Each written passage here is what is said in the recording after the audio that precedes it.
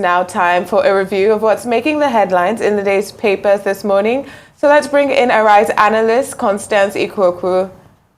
Hello, Adesua. Good morning. Good morning. Ooh, Dr. Constance in yellow. Welcome back with a bang.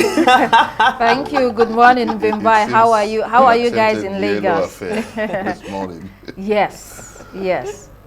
We're cold, but we'll manage. All right, all right. Both of us doing yellow and Gbenga Adesua, darker colors. We won't buy into that conspiracy, though. All right. It's a yellow movement, sort of. No problem. Good to see everyone this morning. Okay, hello there and welcome to the program. We'll begin with this day newspaper. Today, this day is leading with Minister Keyamo's impressions of PDP's chances in 2027 and the much talked about Jonathan candidacy. In fact, he also talked about Mr. Peter Obi as a possible candidate for the PDP and what he thinks about that. Remember that the PDP is wooing Mr. Obi to come back to the party.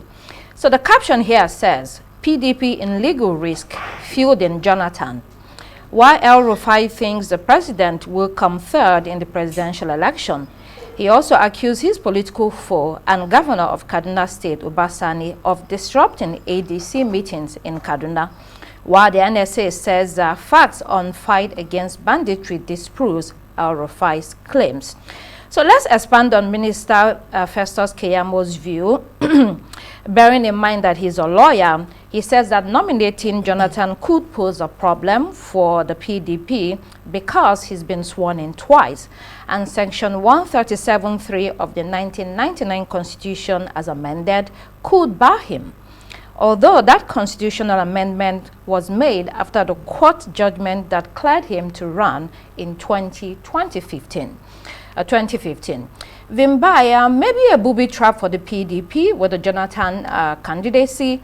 Apart from the legal aspect, though, he may not actually be a formidable candidate against Tinubu. What's your assessment of the story?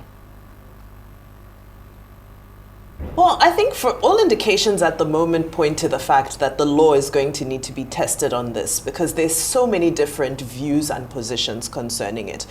Because some are saying, well, he was sworn in place of a sitting president, and others saying it was just as good. The two swearing-in ceremonies weigh equal merit, and this is something that Festus Keyamo rightfully said would have to be determined by the Supreme Court. The law will have to be tested.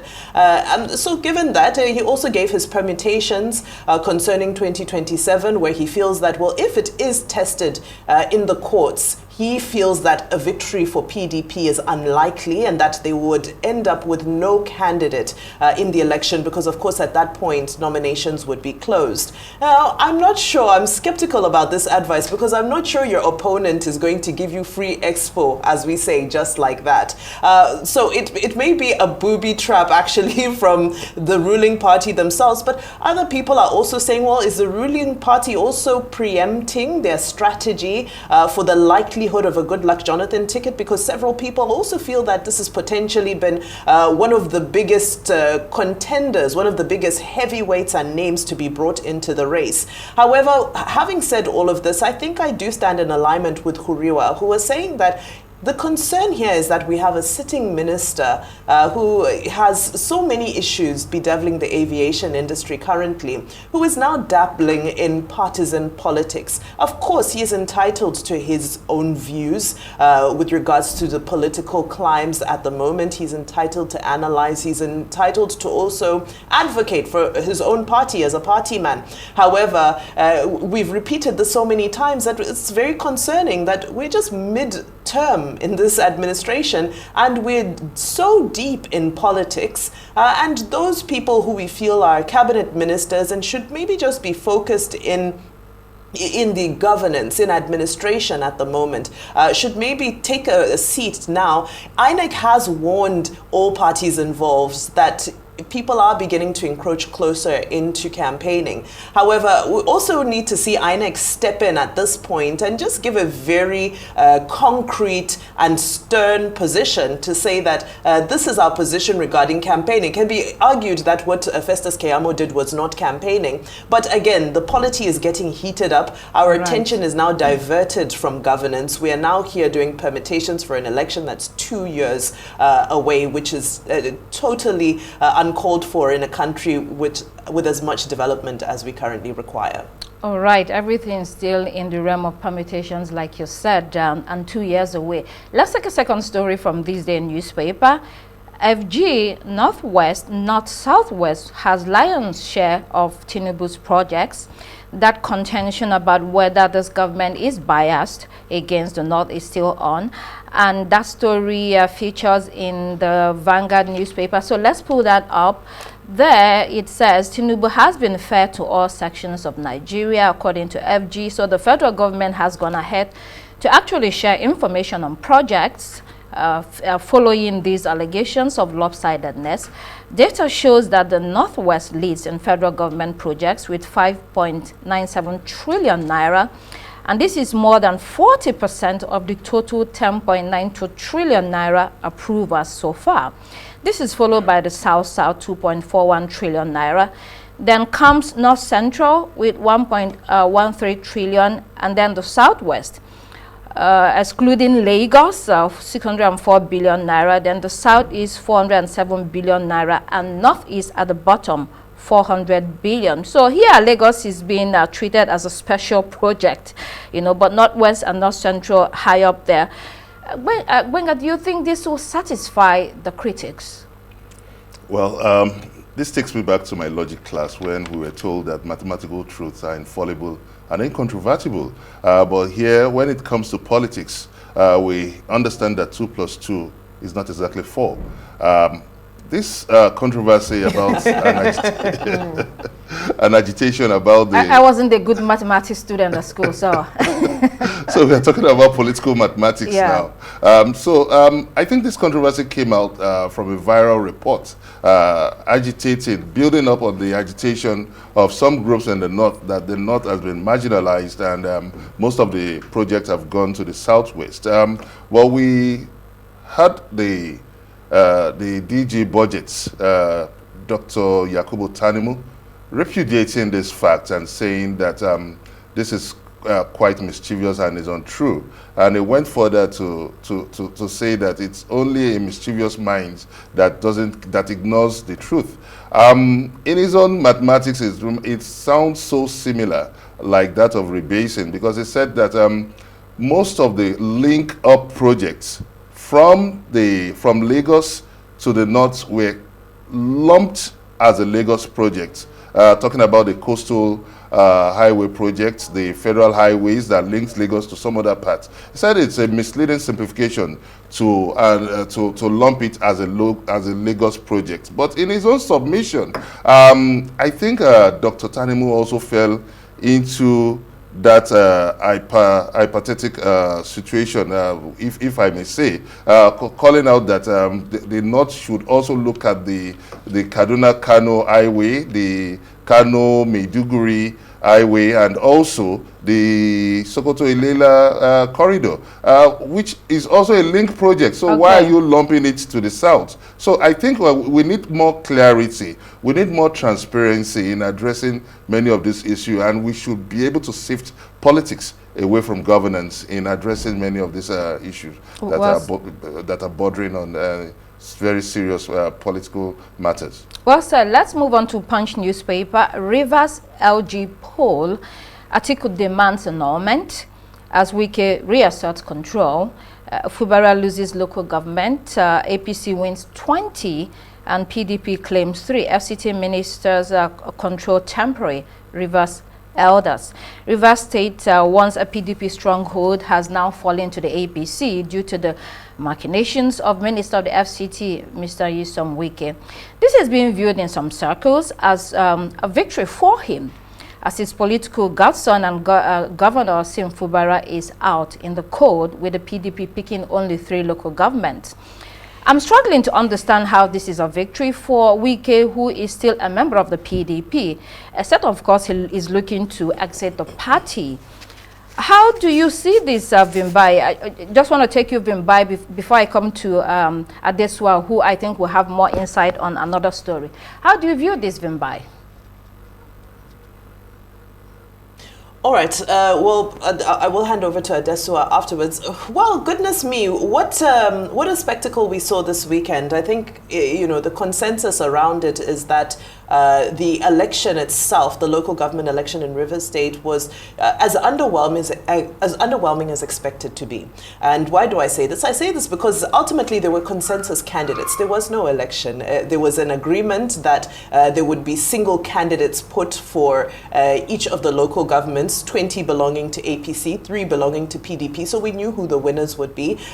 Most of the opposition parties withdrew their candidates at the last minute. So there wasn't really an election. It was just sort of an exercise to fulfill all righteousness. But when looking at River State issues, I always like to go back to the December peace agreement that had been brokered by President Bola Ahmed Tinubu between the warring factions, because it had a number of line items which included the end of court cases. It included the replacement, or rather the reconduction of these local government polls. It included the reassignment of commissioners. It included that the governor would not be impeached. Now, if you go through, and of course there was budgetary control involved there as well, if you go through each of these line items, in the absence of the governor during his suspension, all of these things have actually transpired. They've taken place. So now what stands to be tested is whether in the next 18 days, when Governor Siminalayi Fubara resumes duty and the State House of Assembly also resumes duty,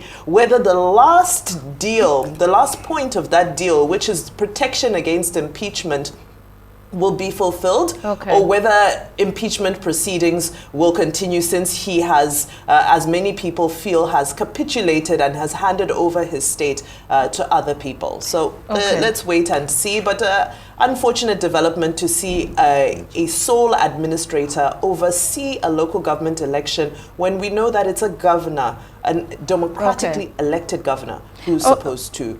Definitely. And just coming in here also, speaking about mathematics, as we said, 2 + 2 does not equal 4. If we go back to the issue of budget, a lot of these budgetary items that have been discussed are things that they've been budgeted for, but the money has not been released. Right, and so when we think about inequity in our budget, we also have to think about inequity in how these monies are reaching people, because recently we have seen a kickback from the House of Representatives, as been reported by Leadership newspaper, and some people reported it as something against the Speaker of the House of Representatives. Well, mostly what that was talking about was inequity, or what was perceived inequity in where the monies were going to in Nigeria and what regions were getting preferential treatment. And on River State, the only thing I would say is, since we're on the topic of maths this morning, is the numbers that came out to vote, or allegedly came out to vote, because I think this also shows us what elections are becoming in Nigeria. All right, so that's why I was going to bring you into the next story. You touched briefly on it, but let's still have it. Can we pull up a New Telegraph newspaper? Alleged showdown were behind Speaker Abbas, according to reps. Some reports were insinuating that there is a rift between the Speaker and members of the House of Representatives over exclusion in the recruitment of staff of the National Assembly, as well as other references to delayed contractor payment in constituency projects. We know how important those constituency projects are to members of the National Assembly, both the upper house and the lower house. So the spokesperson for the House, Akin Rotimi, has asked everyone to calm down and to ignore reports that elevate conversations, in WhatsApp groups as opposed to official position. So, I mean, there appears to have been some rumblings there, but as it's often said, they say there's no problem, but as is often said, there's no smoke without fire. That's why you cover House of Representatives. Do you have any more insight on this? Definitely. So there's definitely a lot of smoke, but it's not primarily about the Speaker. As you have highlighted, the 2024 budget, the items in the 2024 budget, which monies have not been released for constituency projects, as we have reached past the midterm mark, we have lawmakers who are looking towards the election cycle and thinking that they're not going to fare well if their constituency projects have not been funded. Also, we have had reports of a lot of insecurity every day in the House. There is a motion raised nearly every single day about insecurity affecting members of different communities, and their members come and present these motions or present petitions that have to do around insecurity. So that was another significant factor. And the third, of course, was perceived preferential treatment for the Southwest. Now, this group chat was created by a member of the House from the North, and there were quite a lot of members that reportedly left the group chat as soon as it was created. The issue here seems to be, of course, constituency projects. It was triggered by the hiring of staff in the National Assembly on Monday, the 24th of August. Over 800 staff were hired, and members said they did not get to chime in or get jobs for members of their constituents. However, they have said that the National Assembly Service Commission hires this staff. It's an independent process based on merit, that it's not coming from the Speaker's office. They're not sharing jobs among member constituencies. But there is an idea or a feeling of, one, lack of funding, which the Speaker has said, and the House rather has said, that this is a Nigeria-wide problem. This is a Ministry of Finance issue. A lot of contractors are not getting paid. The second, of course, is this idea of preferential treatment for whether people are from the Southwest or whether they're close to the president. All right, thank you so much for that. Let's look at Daily Trust. 69 days after launch, farmers await FG's tractors. This is a Daily Trust investigation. 2,000 tractors and other farming implements were promised, and it's yet to be distributed. This is a concern given that this year's wet season is slipping away, according to this report. This program was launched to boost food production, but as with other projects, it seems announcements go way ahead of the actual organization of projects. Gbenga, any thought on that?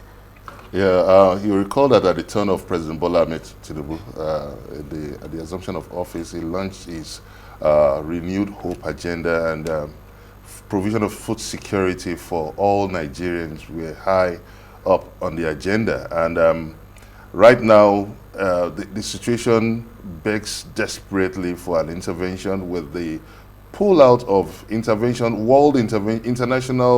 intervention agencies and the World Food Program, especially in the north, where there is severe acute malnutrition. So I think that every necessary step, every necessary push towards ensuring food security, including modern equipment, because we cannot breach this gap with the conventional method, with the old traditional method. Okay. So when you look at this delay, it doesn't show a good sign. And unfortunately, like you rightly mentioned, the wet season is sliding away. So we are really in a race against time in ensuring that the federal government nip the issue of food security on the board. You remember that last year we had a couple of hunger strikes. If you allow me to jump in as well, when okay, very briefly. Yes. Okay, Vimbai. I'm sorry, Gbenga, if you remember, there was so much fanfare around these particular 2,000 tractors that are referred to in this report that are supposed to have been in partnership with Belarus. And that was the event, remember, where the president had referred to his classmates, or was it his schoolmates? And there was all that controversy. So we were excited that the president's schoolmates in Chicago had helped us to get these 2,000 tractors. And it's just so sad that after that we have a deal with Brazil as well that was supposed to give us thousands of tractors. We have a deal with John Deere, which includes us manufacturing tractors locally. How do farmers still not have tractors? It's a very big question. Big question. Let's see Abuja Inquirer. Here, it's shining light on the state of education in the Federal Capital Territory. Inside FCT, broken educational system, says this headline. Many children have now resorted to farming. It says, not that there's anything wrong with farming. Actually, it should be encouraged, but education is also important for students. So let's also see another paper, the Guardian newspaper this morning. Raw material crisis threatens industrial revival, Nigeria forced policy. And we have that positioning Nigeria as a global player in the $500 billion cosmetics industry. Then leadership this morning, leadership newspaper, policeman as IGP arrested dies at 69. We also have that Tinubu has been fed to all geopolitical zones, and delayed capital budget stirs concerns. Moving to the international headlines, Daily Graphic, NDC, NPP face-off in Akwatia in Ghana's parliamentary by-election in the eastern region, and government moves to revoke forest mining laws. This is being done to curb illegal mining amidst protests against environmental degradation. The Citizen newspaper, battle for SA's richest city, Joburg. While Joburg crown is sleeping as the country's wealthiest city, this is as Cape Town is on track to take over in just 5 years, a new report predicts. Interesting how wealth concentrates while inequality grows in that country, with many people pushed further down the poverty ladder. Then Daily Express this morning, police told end theft spree now. That's shop theft free. Spree. A shoplifting crisis is costing stores more than £2.2 billion a year. It's being reported that organized crime gangs from home and abroad carry out raids with military efficiency. I mean, the UK is under pressure here at this one if you want to jump in. It didn't used to be the case like 10 years ago. Shops, anyone could go into the shop and buy things, but it's becoming a problem. I think it also highlights the poverty rate in the United Kingdom and that immigration crisis that they are having. Yeah, I mean, as they like to call it, the cost of living crisis. The cost of living has gotten just too expensive for a majority of society. And it's not just in the UK, it's across the world, right? We've seen it historically that when there is economic pressure, usually people turn against immigrants. It's a tale as old as time. It happened when it was the Irish in America. We're seeing Japanese people flood to the streets against anti-immigrant sentiment. We're seeing it in England, and we're also seeing the rise of the right wing in Europe as a response to immigrant pressure as well. A lot of this could be white supremacy, it could be racism, but also ultimately it's that the world is becoming largely inequitable. The gap between the very wealthy and the very poor is spreading. And so when you have people who are working full-time jobs, who can't afford their electricity bills or to send their children to school or healthcare, then these are the crises that you see. And particularly in England, you have seen in recent years, the NHS has been stretched because of lack of funding by the government. But what people look at, instead of looking at where government has failed sometimes, is their neighbors who they feel should not be their neighbors. All right. Finally, The Guardian speaks to the continuing conflict in Gaza. And the focus here is on journalists. We're all journalists, the killing of journalists in that part of the world, and the fact that when all the journalists are killed, who will tell the story? And then Financial Times, Europe laying roadmap for deploying troops in Ukraine. Von der Leyen says apparently that peace deal was going nowhere. That's all we can take on the paper review this morning. All right, Dr. Constance Ikwoku, always a pleasure to start our mornings with you. Thank you so much for that very, very deep dive into today's front pages. But that's all we have time here for on Daybreak today. I'm Bumbai Mutinide Ekweyong saying do have a beautiful day. And I'm Adesua Giwa Osage. Please do keep it here on Arise News. The morning show is next. And I'm Benga Ashiru saying do have a most pleasant day. Goodbye from me here on Arise News.